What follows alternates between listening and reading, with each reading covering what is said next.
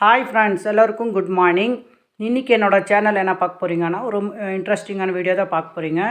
அதுக்கு முன்னாடி எங்கள் ஊரில் இன்றைக்கி கிளைமேட் இப்படி தான் இருக்குது. உங்கள் ஊர்லலாம் எப்படி இருக்குதுன்னு சொல்லி மறக்காமல் கமெண்ட் பாக்ஸில் கமெண்ட் பண்ணுங்கள். இன்னொரு விஷயம் சொல்ல போகிறேங்க. என்னென்னா, இன்னும் நம்ம ஓட்டு போடுறதுக்கு ஒரு 4-5 நாள் தான் இருக்கும். அதுக்குன்னு தான் ஒரு சின்ன ஒரு விளக்கத்தை தர்றேன் நான். ஏன்னா நீங்கள் ஒவ்வொருத்தரும் நம்ம இப்போ சிந்திக்கிற நேரம் சரிங்களா?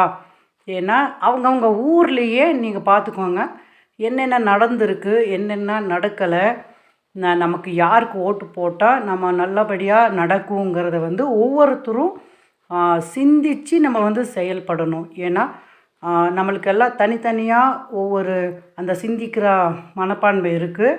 யார் நம்ம ஆட்சிக்கு வந்தால் நல்லா இருக்கும், நம்ம ஊர் இலவசங்கிறத விட அதை தாண்டி நிறைய விஷயங்கள் இருக்குது. அதை ஒவ்வொருத்தரும் அதை சிந்தித்து செயல்படுங்க. அப்போ தான் நம்ம நம்ம தமிழ்நாடு நல்லா இருக்கும். அதை ஒவ்வொருத்தரும் நீங்கள் அறிஞ்சு ஓட்டு போடுங்க. கண்டிப்பாக ஓட்டு போடாமல் இருக்காதீங்க.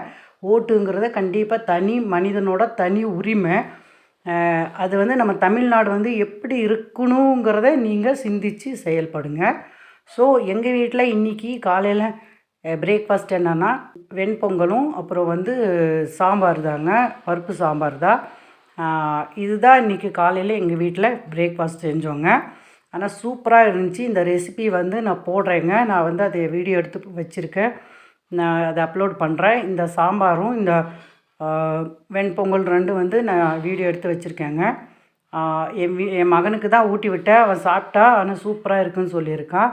நீங்களே பாருங்கள், நான் அவனுக்கு ஊட்டி விடுறேன். அதனால் ஓட்டு நான் சொல்கிற மாதிரி ஒவ்வொருத்தரும் சிந்தித்து செயல்படுங்க.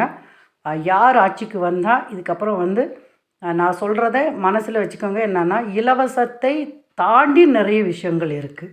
இலவசங்கிறத விட அதை விட நிறைய விஷயங்கள் நமக்கு பண்ண வேண்டியது இருக்குது அரசு. அதனால் சிந்தித்து செயல்படுங்க.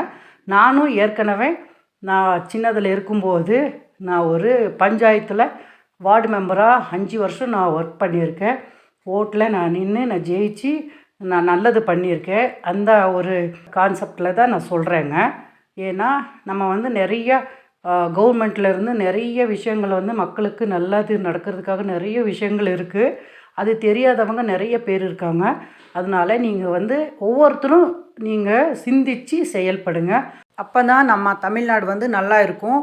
ஸோ இந்த வீடியோ உங்களுக்கு பயனுள்ளதாக இருந்திருக்கும்னு நினைக்கிறேன்.